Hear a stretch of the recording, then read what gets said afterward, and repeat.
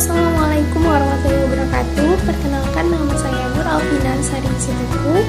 Saya dari Prodi Pendidikan Agama Islam, yaitu PAIN 6 semester 5, Fakultas Ilmu Tarbiyah dan Keguruan, Universitas Islam Negeri Sumatera Utara, yang dimana tujuan saya dalam membuat video ini ialah salah satunya untuk memenuhi tugas ujian akhir semester saya, yaitu pada mata kuliah Strategi Pembelajaran Sejarah Kebudayaan Islam.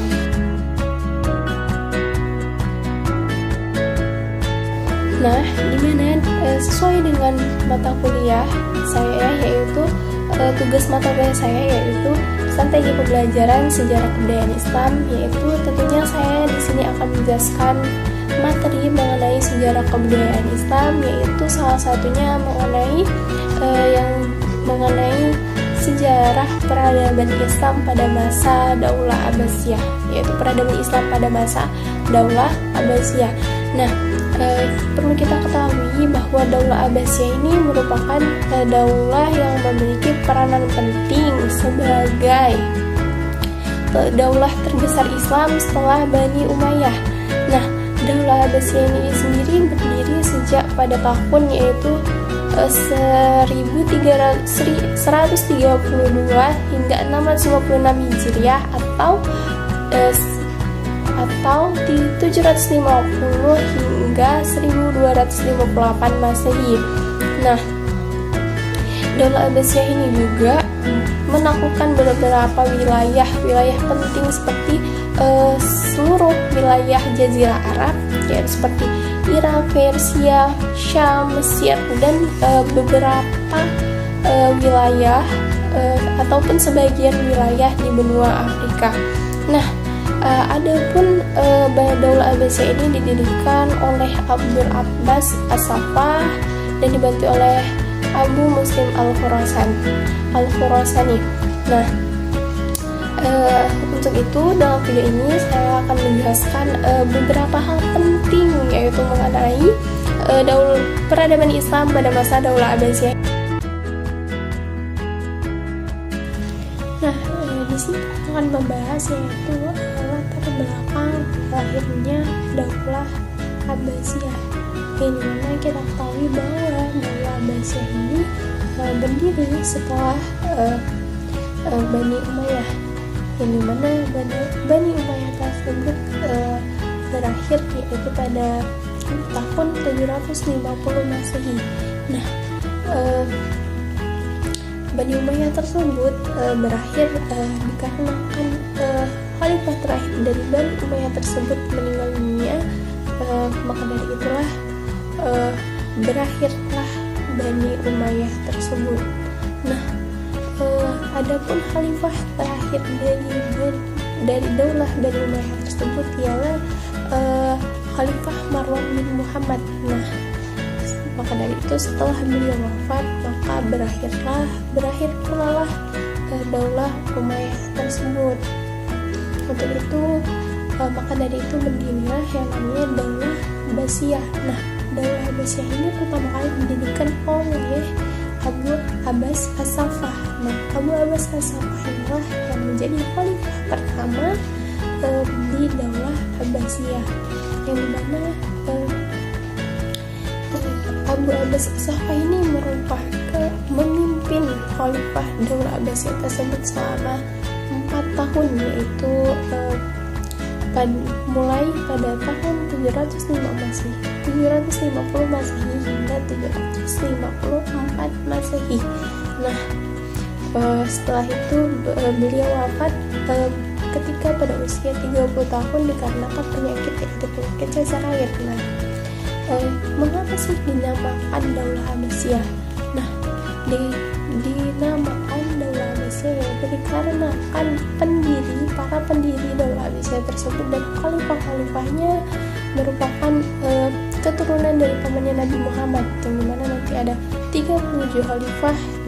Mereka merupakan keturunan dari pamannya Nabi Muhammad SAW. Pun hal yang melatar belakangi berdirinya Daulah Abbasiyah diantaranya yaitu Daulah Abbasiyah merupakan daulah yang berkelanjutan dari Daulah Bani Umayyah. Nah,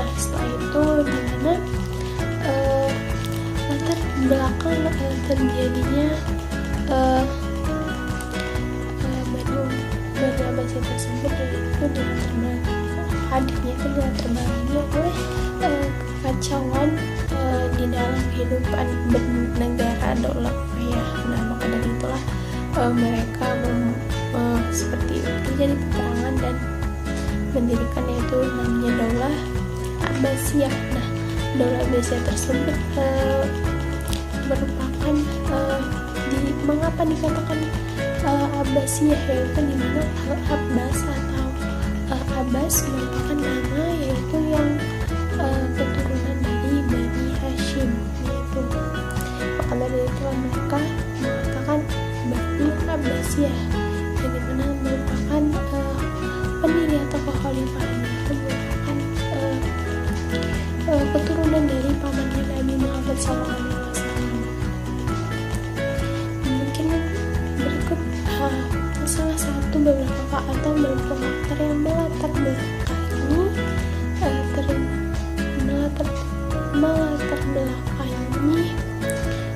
berdirinya Khalifah Daulah Abbasiyah.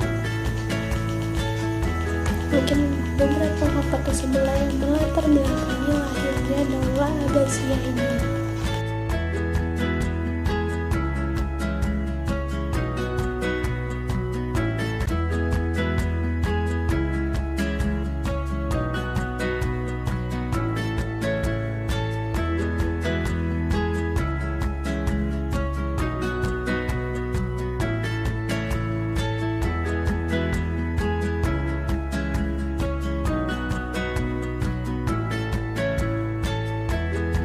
Di mana di dalam pemerintahan Daulah Abbasiyah ini terbagi menjadi 5 periode, di mana dalam setiap periode terjadi perubahan pemegangan kekuasaan, sistem pemerintahan, dan kebijaksanaan militer. Selama kurang lebih 5,5 abad, pemerintahan Daulah Abbasiyah ini dipimpin oleh 37 orang khalifah, yang dimana berikut ini khalifah yang memberikan peranan penting dalam perjalanan panjang Daulah Abbasiyah, yaitu Abu Abbas As-Saffah.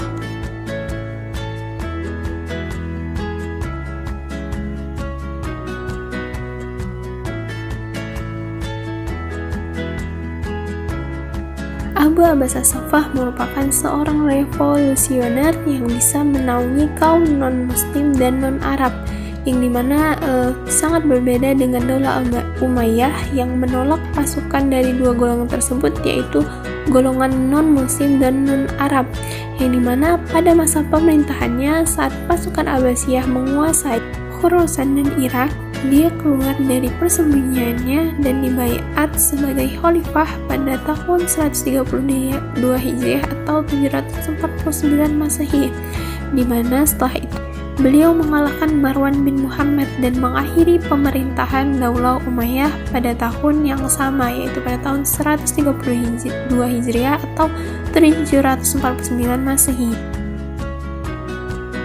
Nah, berikut ini adalah khalifah yang dimana memberikan kontribusi pada kemajuan Daulah Abbasiyah. Abu Ja'far Al-Mansur, yang dimana beliau merupakan khalifah kedua dari Daulah Abbasiyah, yaitu meneruskan khalifah sebelumnya, yaitu Abu Abbas As-Saffah. Adapun hal yang pertama kali dilakukan oleh Khalifah Abu Ja'far Al-Mansur ialah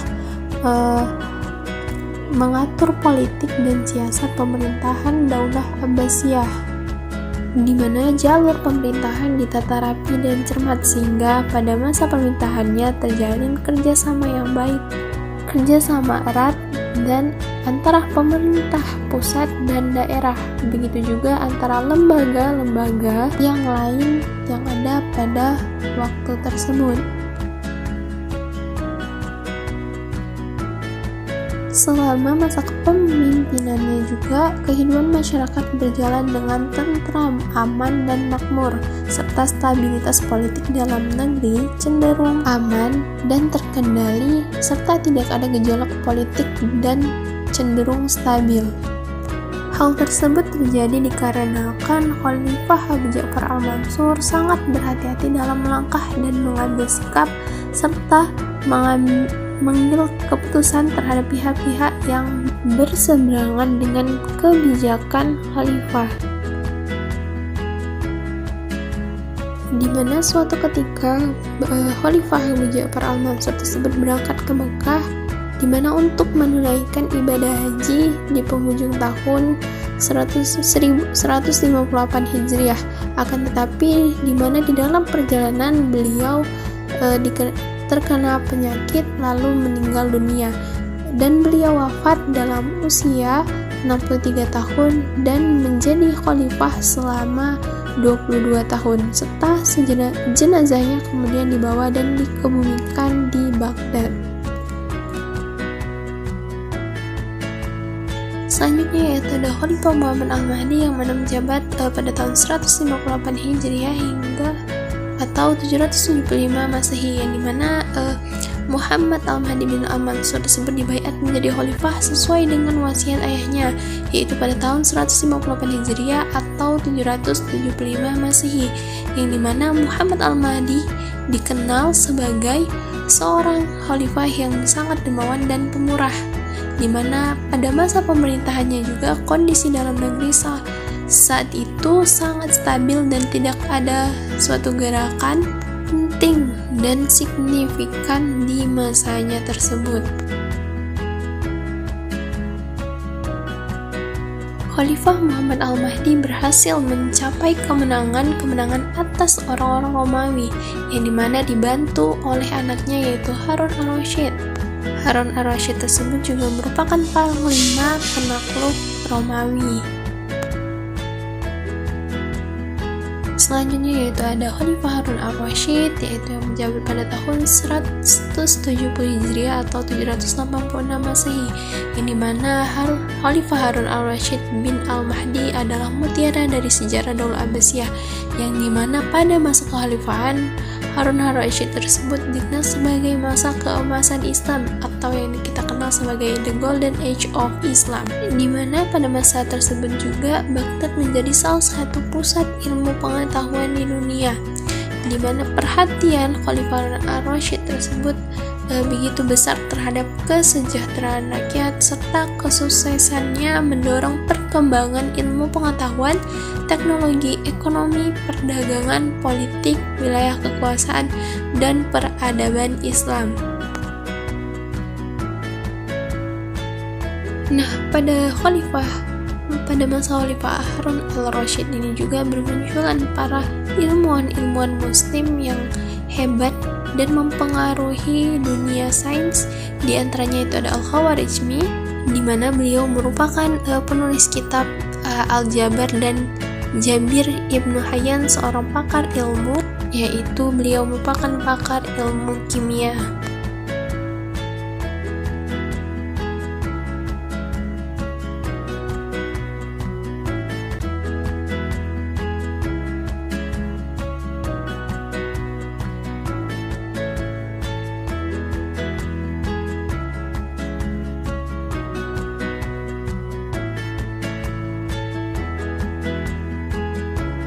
Perkembangan fase pemerintahan dan kepemimpinan Daulah Abbasiyah terbagi ke dalam 5 periode, di mana dalam setiap periode terjadi perubahan pemegangan kekuasaan, sistem pemerintahan, dan kebijakan militer selama hampir 6 abad. Para khalifah yang memegang kepemimpinan Daulah Abbasiyah berjumlah 37 orang khalifah.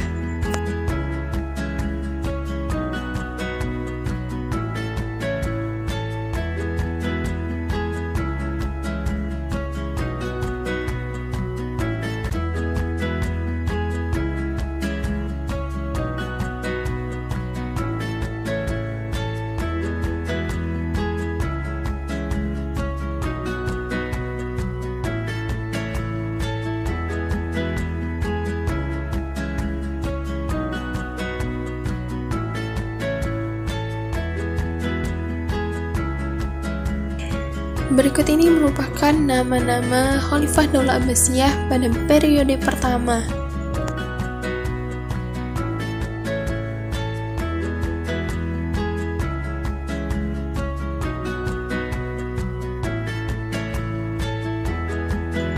Tercatat dalam sejarah bahwa periode pertama ini menjadi masa keemasan dan kejayaan Daulah Abbasiyah.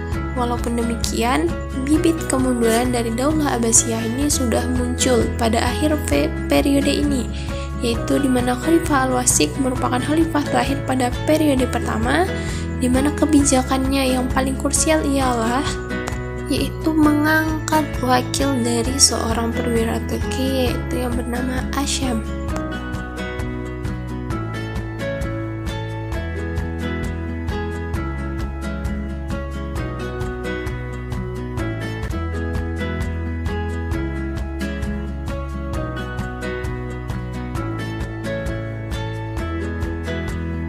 Berikut ini merupakan Khalifah Daulah Abbasiyah pada periode kedua.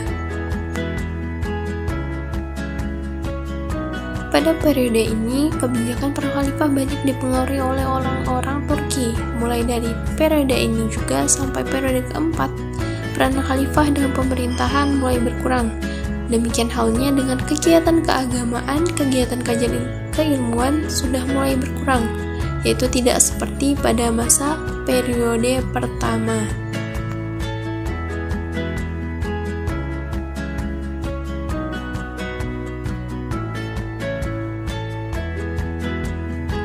Pada periode ini, sejak berdirinya Daulah Buwayyah sampai masuknya Saljuk ke Baghdad, di mana periode ini disebut juga dengan periode Persia kedua. Disebut dengan sedemikian dikarenakan pada waktu ini golongan dari bangsa Persia berperan penting dalam pemerintahan Daulah Abbasiyah, yaitu Daulah Buwayyah. Berikut ini nama-nama dari Khalifah Daulah Abbasiyah pada periode ketiga.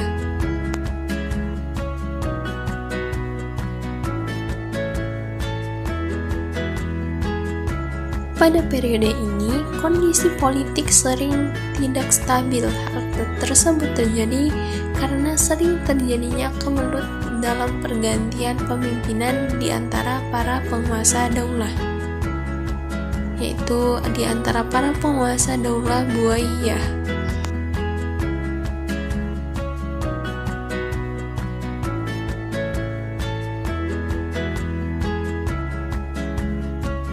Pada periode ini, sejak masuknya orang-orang dari Daulah Saljuk di Baghdad, yaitu dipengaruhi oleh bangsa Turki kedua, disebut sedemikian rupa dikarenakan pada waktu tersebut golongan dari bangsa Turki berperan penting dalam pemerintahan Daulah Abbasiyah, yakni Daulah Saljuk.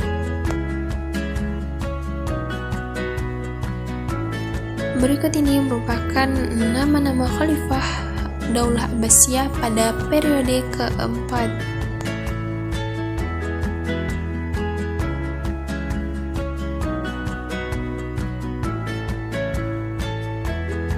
Pada periode ini merupakan akhir dari Daulah Saljuk, di mana Khawarizmi telah mengakhiri daulah ini. Para khalifah Daulah Abbasiyah memiliki kekuasaan penuh dalam bidang politik dan keagamaan. Hanya saja pada wilayah kekuasaannya tidak seluas masa sebelumnya, karena hanya meliputi wilayah Irak dan sekitarnya saja.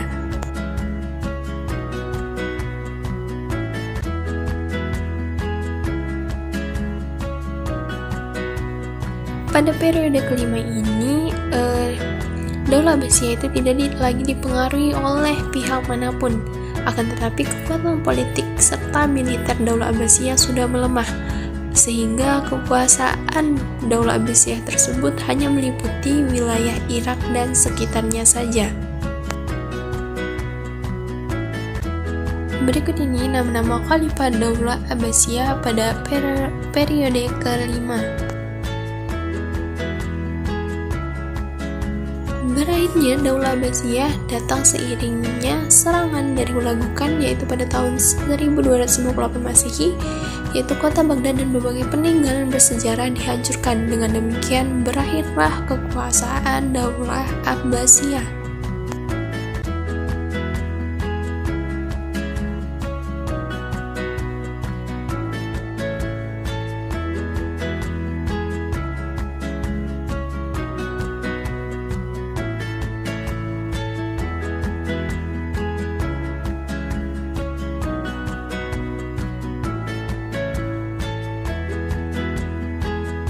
Melemahnya Daulah Abbasiyah juga disebabkan oleh faktor politik antar bangsa, yaitu di mana berdirinya daulah-daulah lain di sekitar wilayah Daulah Abbasiyah. Di antara daulah-daulah lain tersebut yang berdiri di sekitar Daulah Abbasiyah ialah Daulah Umayyah di Andalusia, Daulah Tuluniyah, Daulah Isyidiyah, Daulah Fatimiyah, dan Daulah Ayyubiyah di Mesir.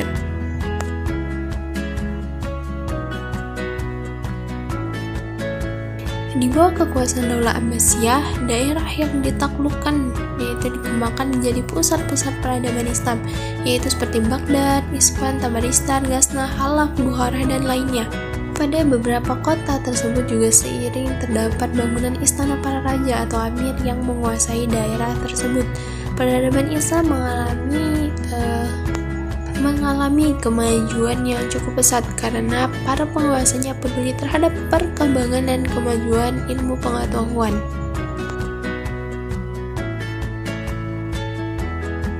Daulah Abbasiyah tidak hanya menguasai wilayah tertentu saja, di mana para khalifah menjadikan daerah kekuasaannya sebagai pilar berkembangnya peradaban dan ilmu pengetahuan, sehingga dapat dirasakan adanya perbedaan dan kemajuan setelah dikuasai Islam dibandingkan pada masa sebelum kedatangannya Islam, di mana wilayah-wilayah yang telah dikuasai Daulah Abbasiyah mengalami kemajuan yang cukup pesat.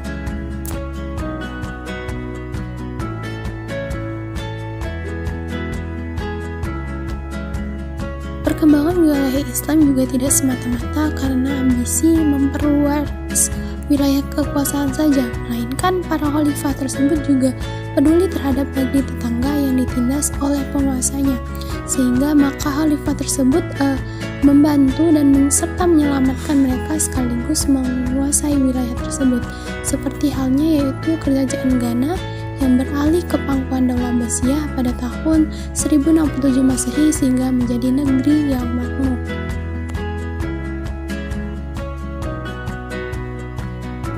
Ketika Daulah Abbasiyah yang berada di pimpinan Khalifah Harun al-Rashid memiliki hubungan diplomatik terjalin baik antara Raja Charlemagne atau Prancis, sehingga hubungan kedua kerajaan tersebut harmonis dan saling menghormati antara agama satu sama lain.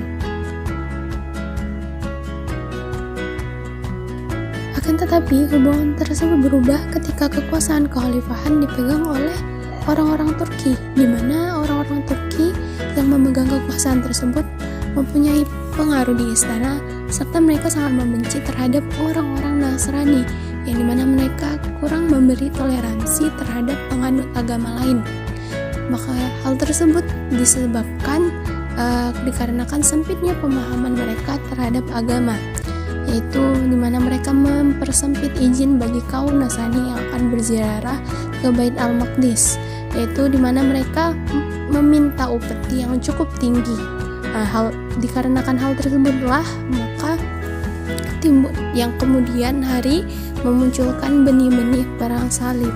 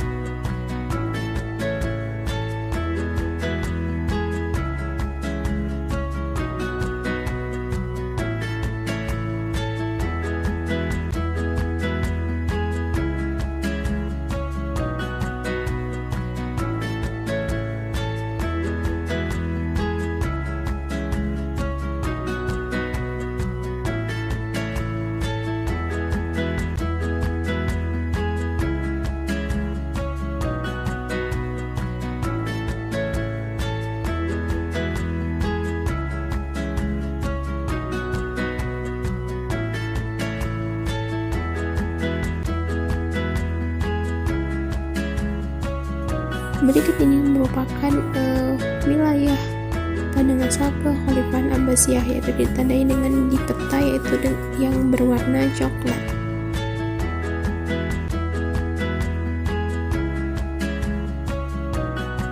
Berikut ini merupakan gambaran dari kota, yaitu dari pusat kepemerintahan di kota Baghdad, yaitu yang didirikan oleh Abu Ja'far al-Mansur atau dapat dikenal dengan Madinah As-Salam.